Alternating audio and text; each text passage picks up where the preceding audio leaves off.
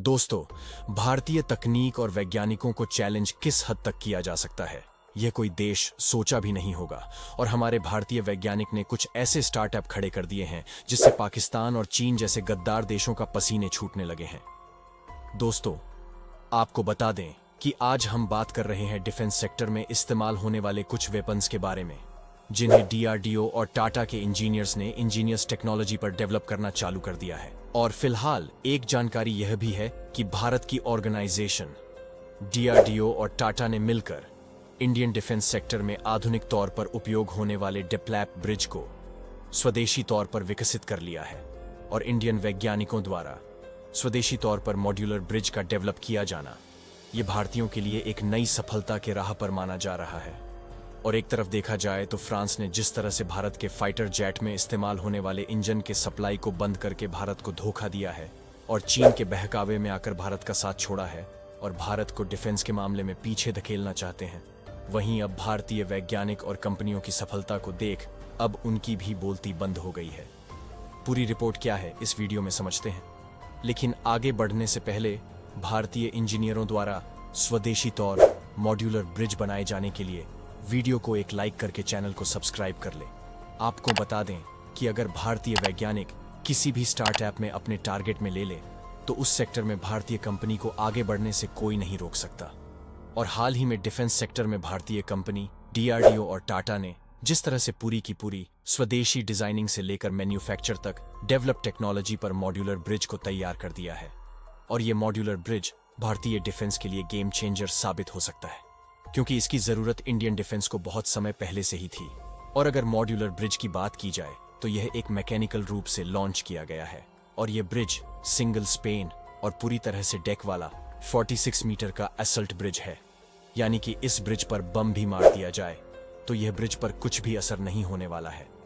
और यह तकनीक बेसिकली इंडियन आर्मी को नहरों और खाइयों जैसी रुकावटों को आसानी से क्रॉस करने में सक्षम बनाता है। और यह तकनीक इंडियन आर्मी को खास करके चीन जैसे सीमावर्ती इलाकों में इस्तेमाल किया जाएगा, क्योंकि चीन पहले से ही अपने सीमावर्ती क्षेत्र में यह तकनीक का उपयोग कर चुका है। मगर चीन का यह प्रोजेक्ट बहुत ही कम उपयोग में लाया जा सकेगा। चीन के द्वारा बनाई गई उस ब्रिज में बहुत कम क्षमता है, और अब भारतीय सेना के इंजीनियरों की महत्वपूर्ण ब्रिजिंग क्षमता को और भी ज्यादा बढ़ाएगा, क्योंकि यह ब्रिज अत्यधिक गतिशील और मजबूत होने के साथ साथ तुरंत तैनाती और रीअसेंबल के लिए खास करके डिजाइन किया गया है।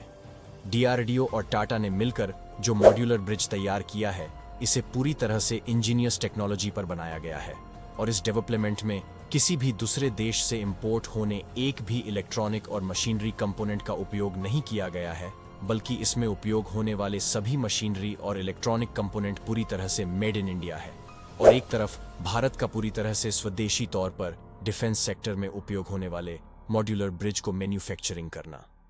भारत के लिए एक तरह से फख्र की बात है।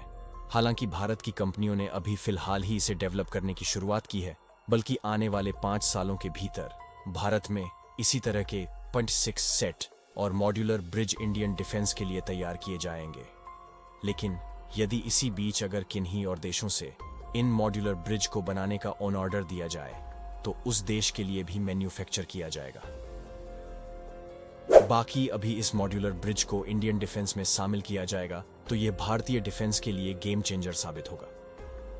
और आपको बता दें कि पिछले कई सालों से भारतीय डिफेंस सेक्टर में इस्तेमाल होने वाले हथियार को ज्यादातर रूस, जर्मनी, अमेरिका, इजराइल जैसे देशों से खरीदते आ रहे हैं, और हम लगभग अपने डिफेंस में यूज होने में से छोटे वेपन से लेकर बड़े हथियार तक इन्हीं देशों पर निर्भर थे।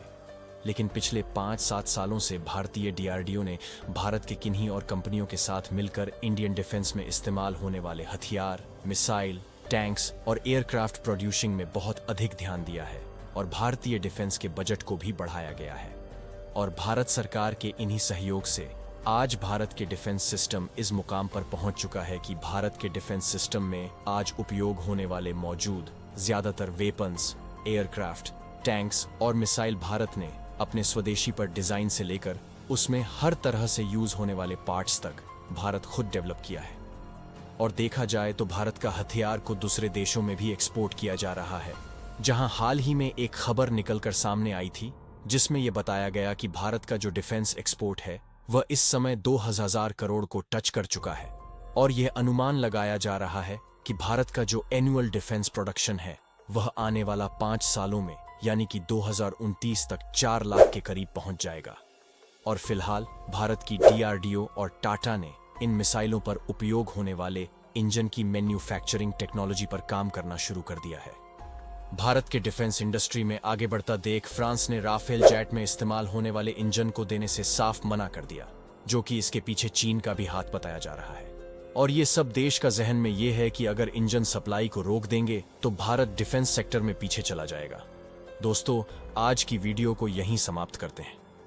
बाकी आपको क्या लगता है, भारतीय वैज्ञानिक द्वारा मॉड्यूलर ब्रिज बनाने से किन किन देशों को मिर्ची लगने वाली है? अपनी राय कमेंट बॉक्स में बताएं और वीडियो को एक लाइक करके अपने मित्रों के पास शेयर करें और चैनल को सब्सक्राइब करके बेल आइकन ऑन कर ले। जय श्री राम।